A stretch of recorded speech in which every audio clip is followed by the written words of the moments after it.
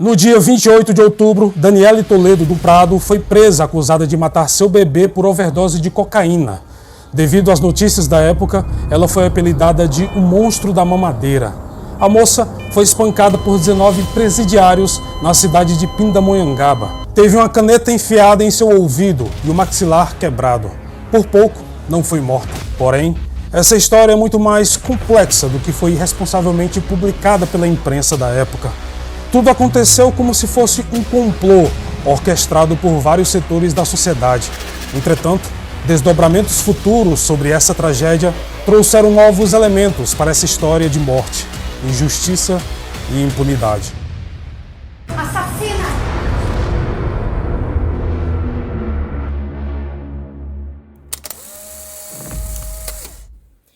Olá, pessoal! Bem-vindos ao canal Casos Criminais. Acho que a maioria de vocês já conhece o dono da voz que fez a introdução desse vídeo, não é? Para aqueles que não conhecem, eu apresento a vocês o Daniel, do canal Paralelo Metafórico, um dos melhores canais do gênero aqui do YouTube. Hoje, ele vai me ajudar a contar esse caso para vocês em comemoração aos meus primeiros 10 mil inscritos. Seja bem-vindo, Daniel. É uma honra tê-lo aqui conosco. Olá, Lilian e todos os inscritos do seu canal. Como já dito, o meu nome é Daniel, do canal Paralelo Metafórico. Primeiramente, é uma honra estar participando de um vídeo com você e gostaria de te parabenizar por esta marca. Com toda certeza, você veio somar forças para engajar ainda mais o nicho de terror e mistério aqui no YouTube. Bom, sem mais delongas, vamos ao vídeo de hoje.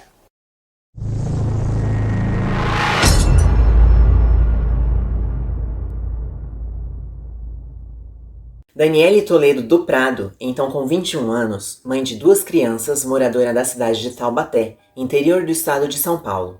Concluiu o ensino médio, foi recepcionista em uma clínica de psicologia e atendente de um pronto atendimento em Tremembé.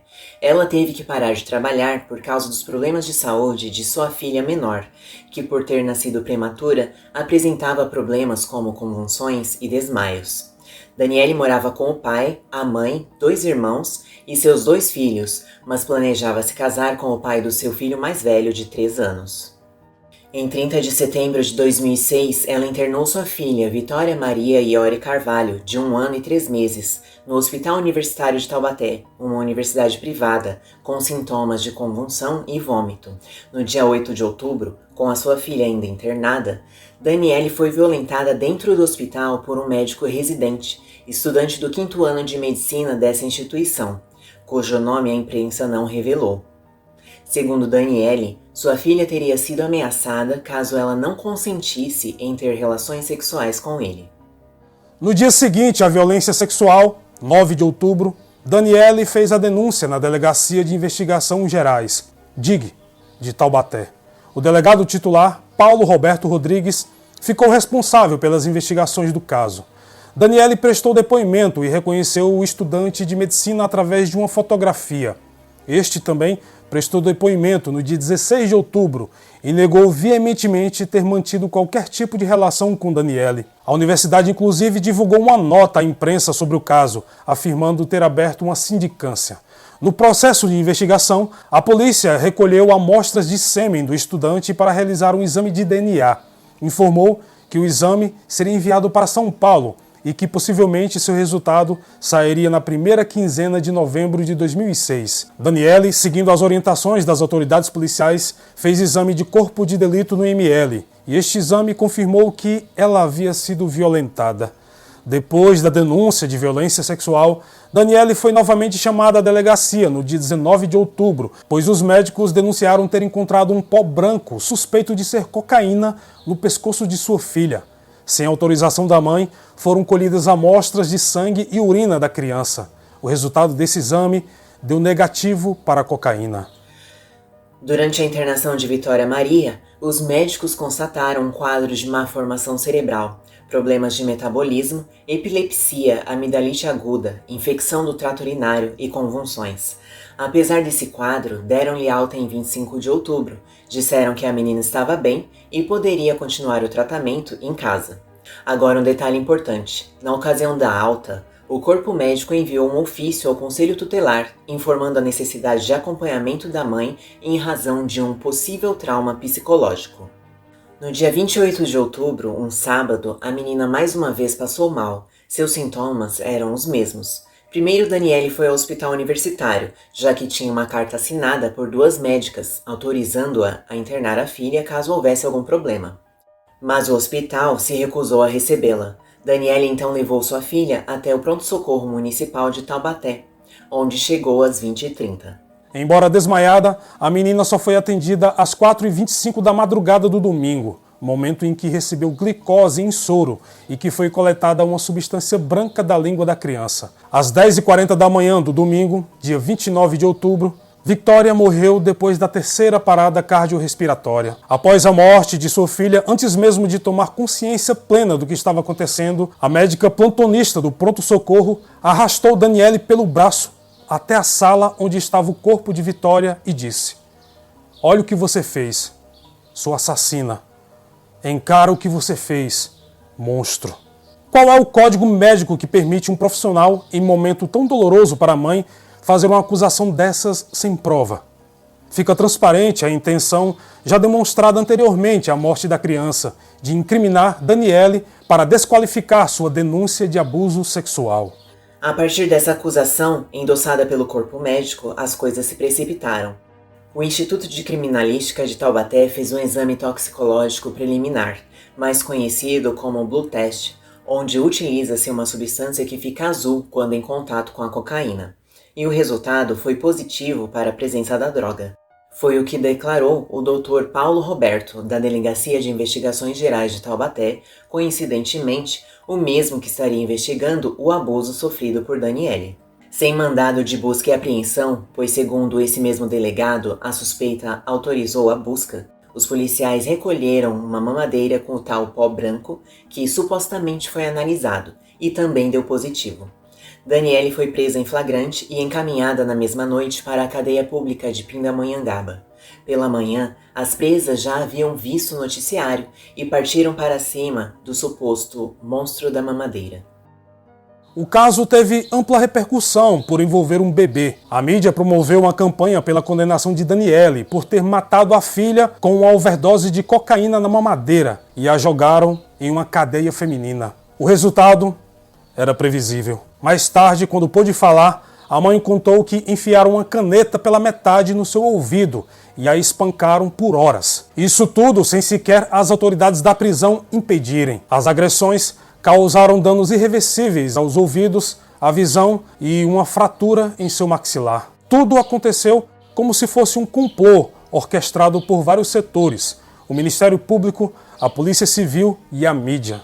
O delegado Paulo Roberto, para tentar explicar e tornar natural o crime da mãe, fez estas declarações. Foi um homicídio doloso, com intenção ou noção de risco. A mãe ministrava cocaína na mamadeira da criança. Ela morreu de overdose. No inquérito, ela não soube explicar o que aconteceu. Ela diz que tem lampejos de memória e que não sabe o que fez. Não pode dizer que ministrou, mas também não pode negar. Ela disse que foi usuária durante 5 anos, mas que está há 4 anos e 8 meses sem usar cocaína.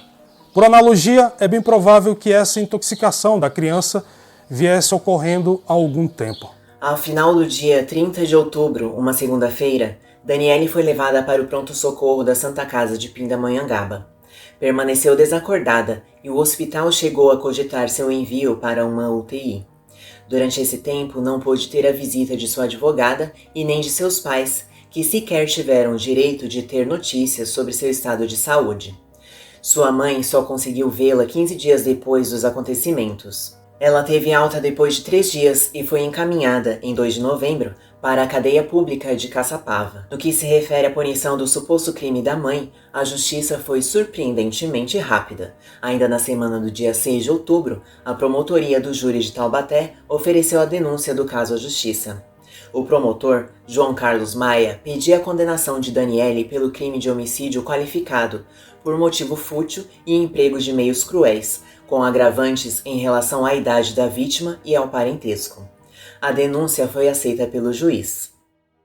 Durante o tempo em que Daniele ficou presa, sua advogada, doutora Gladiva de Almeida Ribeiro, sempre chamou atenção para o fato de que sua cliente não era usuária de cocaína e que apenas tinha dado à sua filha um comprimido anticonvulsivo. Ela sempre ressaltou também o fato de que o atestado de óbito de Vitória apontava como desconhecido a causa da morte. Nesse período, ela chegou a protocolar um pedido de habeas corpus para sua cliente, que foi negado.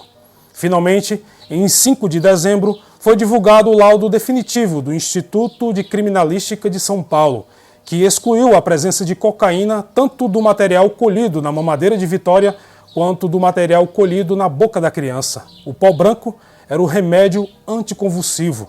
O monstro da mamadeira era uma invenção montada por um conjunto de autoridades para mascarar o crime de violência sexual. O laudo que excluía a presença de cocaína havia sido assinado em 22 de novembro pela perita Mônica Marcondes Felgueiras, de São José dos Campos, mas só foi divulgado 13 dias depois. Neste caso, a justiça foi rápida em prender, porém lenta em divulgar os laudos que inocentavam Daniele. Diante da prova, que serviu para desmascarar a peça de acusação contra Daniele, a Polícia Civil declarou que ainda aguardava os laudos do sangue e da urina da criança para determinar a causa da morte. Com essa evidência, o juiz da vara do júri de Taubaté expediu o alvará de soltura de Daniele. Foram 37 dias de prisão, iniciada com o brutal espancamento de responsabilidade das autoridades policiais, judiciais e carcerárias. A Justiça de Taubaté concedeu a Daniele liberdade provisória. O juiz considerou que outros laudos não iriam mudar o que já estava esclarecido, ou seja, a ausência de cocaína. Ao sair da penitenciária, Daniele abraçou seus familiares e sua advogada, chorou muito e pôde, finalmente, dar a sua versão dos fatos. Depois disso, pediu para ver, pela primeira vez, o túmulo da filha, onde deixou flores. Por outro lado, o processo relativo à violência sexual sofrida por Daniele chegou em um beco sem saída. O IML atestou que ela foi violentada. Ela reconheceu seu agressor diante da polícia e ele se dispôs a fazer um exame de DNA. No entanto, esse exame não foi possível. O delegado seccional Roberto Martins, quando a mãe já tinha sido solta, declarou que o laudo deu negativo porque não havia material no órgão genital de Daniele. Houve o abuso. Ficou comprovado em exame feito pelos peritos do IML, mas não tem material para fazer o confronto com o sangue do estudante apontado como autor. O agressor sexual usou preservativo e por isso foi tão prestativo em se oferecer para que seu DNA fosse examinado. O acusado foi afastado por 30 dias da universidade. Na sindicância aberta, negou qualquer relação com Daniele e por isso, depois desses 30 dias, retomou as atividades normalmente. Com a divulgação dessa reviravolta no caso, a mídia local começou a pressionar a Justiça de Taubaté e em setembro de 2008, Daniele foi absolvida. A jovem recebe uma pensão mensal do governo para custear o tratamento médico. Em declaração à imprensa, Daniele disse: "Eu não fui inocentada por falta de provas. O juiz concluiu que eu era inocente. A justiça falha sim. Nem todo o dinheiro do mundo que eu venha receber vai apagar o que eu passei.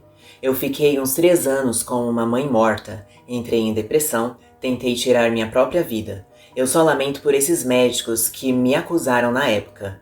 Eu não tenho raiva." Ela acredita que, embora Vitória tenha morrido em um outro hospital, as acusações de ter matado a criança foi decorrente das denúncias contra o agressor sexual. "O meu sonho era ter um menino e uma menina. Eu estava realizada como mulher, como mãe, mas isso foi arrancado de mim. Me deixa marcas até hoje. Um dia, Deus vai me ajudar a desapegar disso. Vai ajudar que eu consiga me libertar. A Vitória me ensinou a ser melhor, não julgar as pessoas. Eu tento muito entender as pessoas que fizeram isso comigo. Eu tive muita raiva, muito ódio, mas hoje eu consigo colocar a cabeça no travesseiro sabendo que eu não fiz nada de errado. Mas será que estas pessoas que me acusaram conseguem?" As autoridades fizeram sua parte na culpabilização imediata, sem investigação nem julgamento, do suposto monstro da mamadeira. A história toda era uma invenção. A imprensa noticiou o caso em detalhes. Todos os detalhes, menos um. A cumplicidade da própria imprensa na destruição da vida da jovem mãe. O principal jornal da região de Taubaté publicou frases como: a mulher foi presa depois que sua filha morreu após uma parada cardiorrespiratória provocada por overdose de cocaína. Um dos maiores portais do país quase justificou a atitude das presas que espancaram a moça, dizendo que elas estavam revoltadas com a brutalidade do crime. Em 2016, Daniele lançou um livro de sua autoria intitulado Tristeza em Pó. O livro narra a história verídica de uma das maiores injustiças e maldades contra uma mãe que a medicina, a justiça e a mídia cometeram no Brasil. Os depoimentos de Daniele no livro são repletos de emoção, do começo ao fim, e revela o retrato de um lado sórdido e obscuro da história, trazendo à tona os detalhes cruéis do que ocorreu, levando o leitor a uma reflexão sobre os valores e as atitudes impensadas que a fez passar por tanto sofrimento e injustiça. E vocês, já conheciam esse caso? Não esqueçam de deixar seus comentários e dar uma conferida no canal Paralelo Metafórico. Obrigada por assistir até aqui. Nos vemos no próximo vídeo.